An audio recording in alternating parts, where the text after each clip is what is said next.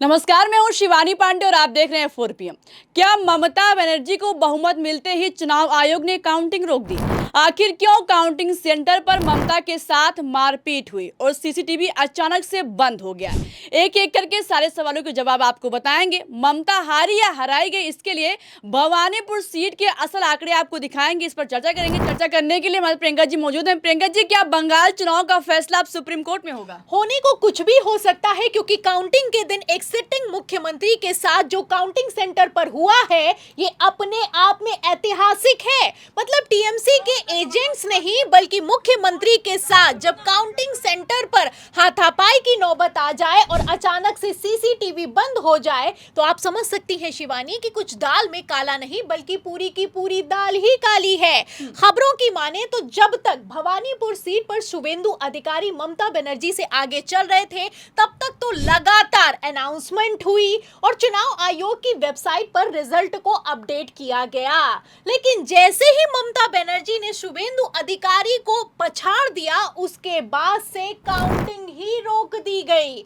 और ये कोई हवाई बात नहीं है। भवानीपुर सीट पर कितना बड़ा खेला हुआ है, इसको लेकर तो बकायदा खबरें भी निकलकर सामने आई है।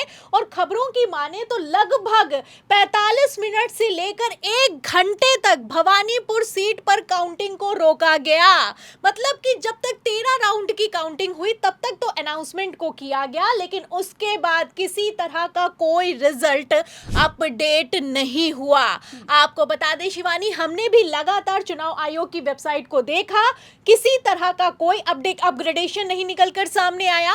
लेकिन जैसे ही अपडेट हुई 1 घंटे बाद वेबसाइट, आप देख सकती हैं कि 15,000 वोटों से ममता बनर्जी भवानीपुर सीट टीएमसी अपना गढ़ हार गई है। ये अपने आप में कोई छोटा मोटा नतीजा नहीं है। मतलब कि जिस बंगाल में ममता बनर्जी का सिक्का चलता है, जिस बंगाल में भारतीय जनता पार्टी का जनाधार नहीं मौजूद है, वहां की मुख्यमंत्री अपने गढ़ में हार गई है। खबरें निकलकर सामने आई हैं कि अपनी सीट तक नहीं बचा पाई मुख्यमंत्री ममता बनर्जी। तो इन खबरों की हेडिंग से आप अंदाजा लगा सकती हैं कि ममता बनर्जी को संन्यास, राजनीतिक रूप से संन्यास दिलवाने के लिए कैसे गृह मंत्री अमित शाह ने साम दाम दंड भेद पूरी ताकत लगा दी। मतलब कि सिर्फ बंगाल को जीतना अमित शाह के लिए मकसद नहीं था, बल्कि ममता बनर्जी के आत्मविश्वास को तोड़ना और ममता बनर्जी को खत्म करना भी भारतीय जनता पार्टी का मकसद था। ये पूरा खेल था जो कि अब एक्सपोज होता हुआ नजर आ रहा है। आपको बता दें शिवानी, अगर आंकड़ों की बात की जाए तो अब फाइनल आंकड़े निकलकर सामने आ गए हैं और राजनीतिक विश्लेषकों ने अपने विश्लेषण पेश करना शुरू कर दिया है। आप आंकड़ों में साफ साफ देख सकती हैं कि अगर 2021 के विधानसभा चुनावों की बात की जाए तो टीएमसी को 48% वोट शेयर मिला और सीटें मिली 215। वहीं भारतीय जनता पार्टी को लगभग 37% वोट शेयर मिला और सीटें मिली 77। इसमें साफ दिखाई दे रहा है कि दोनों के बीच 2021 के विधानसभा चुनावों में जीत और हार का अंतर लगभग 60 लाख का है। वहीं 2026 की अगर बात की जाए तो आप देख सकती हैं कि खेला कितना तगड़ा हुआ है। बंगाल में एसआईआर होने के बाद साफ दिखाई दे रहा है कि किस तरीके से भारतीय जनता पार्टी को महज 45% के आसपास वोट शेयर मिला, लेकिन सीटें मिल गई 206। वहीं टीएमसी की बात की जाए तो टीएमसी को 40% वोट शेयर मिला, लेकिन यहां पर सीटें रह गई 81। मतलब 4% के, लगभग 4% के अंतर से आप देख सकती हैं कि 125 सीटों का अंतर आ गया है। पिछली बार आप देख सकती हैं कि किस तरीके से 60 लाख का वोटिंग का अंतर था और इस बार लगभग 32 लाख वोटों का अंतर है। ऐसे में आप समझ सकती हैं कि बंगाल के चुनावों में सिर्फ एसआईआर नहीं, बल्कि जो वोट काटे गए हैं, जिन्होंने अपील की है, जिनके फॉर्म पेंडिंग पड़े हैं, उन्होंने भी, उनके वोट जो नहीं काउंट हो पाए हैं, उन वोटों ने भी कैसे पूरे चुनावी गणित को और पूरे के पूरे चुनाव को पलट कर रख दिया है। आपको बता दें शिवानी, ऐसा पहली बार हुआ भारत के इतिहास में कि जो वोटर लिस्ट है है वो अधूरी पड़ी हुई है, लेकिन फिर भी वोटिंग हो गई। लगभग 27 लाख नाम काटे गए, जिसमें से लोगों ने अपील करते हुए कहा कि हम अभी जिंदा हैं, हमें वोटिंग का अधिकार मिलना चाहिए। लेकिन फिर भी 99% अपीलें पेंडिंग पड़ी रहीं और सिर्फ 136 वोटर्स को जोड़कर मतदान करवाया गया है। ये तो चुनाव आयोग का हाल हो चुका है और कोर्ट में जो हुआ है वो तो अपने आप में हैरान करने वाला है।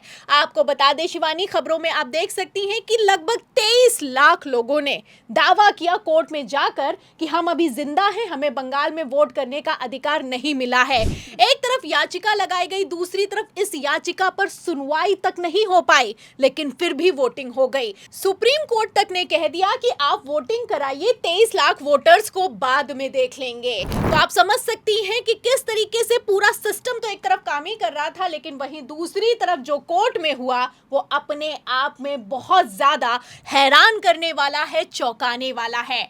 आपको बता दें कि सुप्रीम कोर्ट ही कहता है कि अगर एक व्यक्ति का भी वोटिंग का अधिकार छीना जाता है तो ये लोकतंत्र के लिए खतरा है। सुप्रीम कोर्ट ही कहता है कि अगर हार और जीत का अंतर से ज्यादा वोटों को कैंसिल किया गया है तो चुनाव फिर से होने चाहिए। लेकिन फिर भी बंगाल में क्या चल रहा है और बंगाल की सुनवाई अगर सुप्रीम कोर्ट करता है तो क्या फैसला लेगा, ये देखना होगा। क्योंकि ममता बनर्जी जो बंगाल के चुनाव के नतीजे निकलकर सामने आए हैं उन्हें इतनी आसानी से स्वीकार नहीं करने वाली हैं।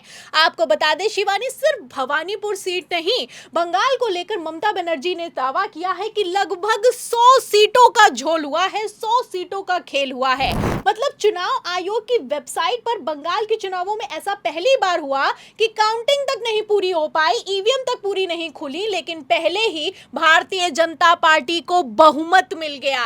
100 सीटों को लेकर दावा किया जा रहा है कि भयंकर खेला हुआ है। ममता बनर्जी ने तो इस खेल को एक्सपोज करते हुए किस तरीके से काउंटिंग सेंटर पर जाकर चुनाव आयोग के अधिकारियों को रंगे हाथों पकड़ा है, ये किसी से छुपा हुआ नहीं है।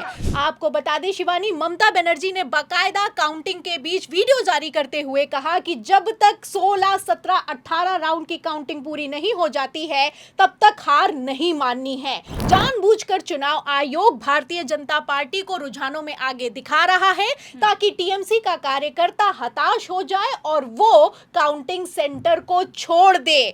ममता बनर्जी ने अर्जेंट मैसेज जारी करते हुए कहा कि किसी भी कीमत पर टीएमसी का कार्यकर्ता काउंटिंग सेंटर को नहीं छोड़ेगा। इसी बीच जब भवानीपुर सीट पर टीएमसी के कार्यकर्ता को, टीएमसी के एजेंट को काउंटिंग के सेंटर से बाहर कर दिया गया तो ममता बनर्जी उस काउंटिंग सेंटर पर पहुंची और दंदनाती हुई अंदर घुस गईं। फिर काउंटिंग सेंटर के अंदर जो ममता बनर्जी के साथ हुआ है, ऐसा तो कभी इतिहास में नहीं देखने को मिला है।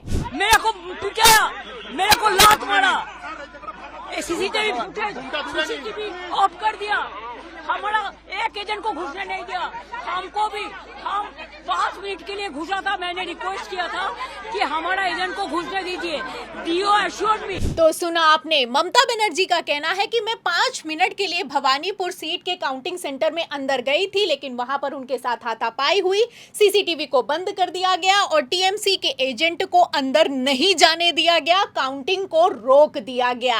आपको बता दें ममता बनर्जी ने एक तरफ जहां दावा किया है, वहीं दूसरी तरफ ममता बनर्जी ने लगातार शिकायतें भी की, लेकिन कोई सुनने वाला नहीं था।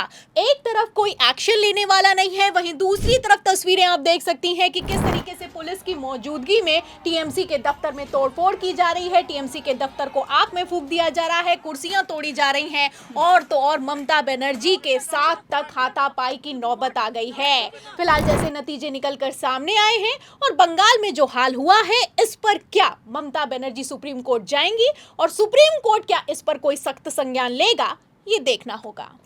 तो एक अकेली ममता बनर्जी को हराने के लिए अमित शाह ने जैसे अपना सारा सिस्टम लगा दिया, ऐसे हालातों में क्या सुप्रीम कोर्ट ममता के साथ न्याय करेगा और क्या भवानीपुर सीट पर दोबारा से काउंटिंग होगी? इस सवाल के जवाब पर आपको क्या लगता है, अपनी राय बताइएगा। वीडियो को लाइक शेयर कीजिएगा, ज्वाइन कीजिएगा। देखते रहिए 4PM। नमस्कार।